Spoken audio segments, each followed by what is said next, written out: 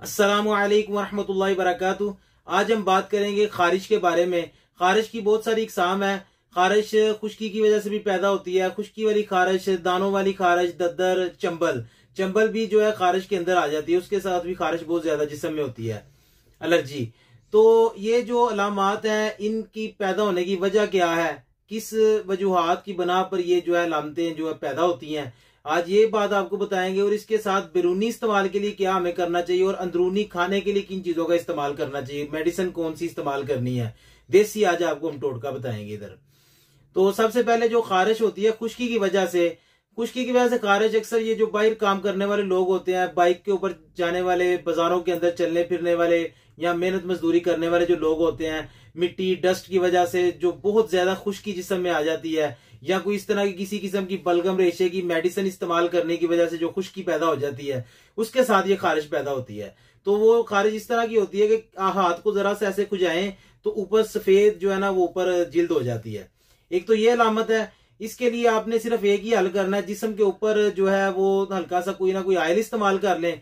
और जो दूसरा खाने के लिए है वो आप कोई ना कोई देसी घी, सरसों का तेल या बादाम का तेल जो है वो आधा चम्मच जो है ना सुबह शाम इस्तेमाल करें, टीस्पून हाफ, तो वो उसके साथ ठीक हो जाएगी इंशाल्लाह। अब जो खारिश आती है जिसके साथ खारिश करने के फौरन बाद जो है जिस्म के ऊपर छोटे छोटे दाने रूनुमा हो जाते हैं, वो एक अलग अमल है। उसके वो खारिश जो है वो खून के अंदर जो है जरासीम पैदा हो जाते हैं, तो उसकी वजह से वो खारिश होती है। जब हल्का सा खारिश करने के बाद, खुजाने के बाद तो देखें तो जिस्म के ऊपर छोटे छोटे दाने महसूस होते हैं।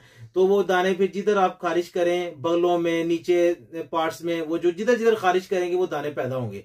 तो वो दाने फिर बहुत सारे जो है ना तकलीफ भी देते हैं और खारिश बेशुमार होती रहती है लगातार। इनके लिए क्या करना चाहिए। और एक साथ इसके एक और खारिश है जिसकी वजह से आपको ना गोल जो दायरे हैं उसके अंदर रेड कलर के सर्कल बनने शुरू हो जाएंगे, जिसे दद्दर बोलते हैं। फंगस भी, मेडिकल जुबान में फंगस भी उसे कहा जाता है। हम दद्दर की जो है ना वो उसे दद्दर बोलते हैं। तो वो और ये जो दानों वाली खारिश है, इसके लिए आपको क्या करना चाहिए। इन दोनों अलामतों के लिए आपको जो बाहर बैरूनी इस्तेमाल के लिए जो लगाने वाली चीज है वो ये है कि आपने सरसों का तेल लेना है। उसके अंदर आंवला सार गंधक होती है, पीले रंग की आंवला सार गंधक। वो गंधक लेके उसको बारीक पीस के, या पंसारी को कहे कि मुझे पीसी हुई दे दें, वो पीसी हुई आपको देंगे। उसको सरसों के तेल के अंदर, यानी कि 50 ग्राम तेल हो, 20 ग्राम उसके अंदर गंधक ऐड कर लें। वो अच्छी तरह मिक्स कर दें। उसको हिलाने के बाद मिक्स हो जाएगी। फिर उसको आपने जो है ना जिल्द के ऊपर लगा लेना है। सुबह लगाएं, वो सारा दिन लगी रहे, तो आप हाथ धोते रहे, कोई मसला नहीं है। तो शाम को फिर सोते हो फिर हल्की सी लगा के मसाज करके सो जाएं। ठीक है, थोड़ा सा बिल्कुल लगाना है। नुस्खा जो है आप नोट फरमा लें।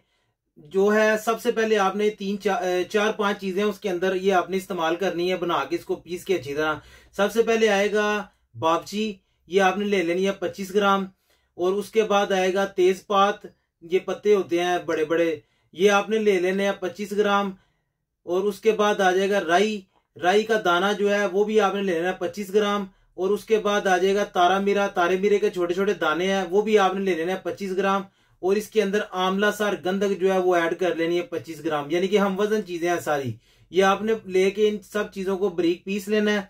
बारीक पीसने के बाद आपने ये टीस्पून हाफ जो है सुबह शाम 2 टाइम इस्तेमाल करना है। तो इंशाल्लाह ताला साथ में वो जो तेल आपको बताया, सरसों का तेल और गंधक आंवला सार उसके अंदर मिलाकर बाहर लगाने के लिए वो है, और खाने के लिए ये चीज है। ये आप खाएंगे तो इंशाल्लाह 100% आपको फायदा होगा। हमें दीजिए इजाजत, मिलते हैं नेक्स्ट वीडियो में। अस्सलामु अलैकुम वरहमतुल्लाहि वबरकातुहू।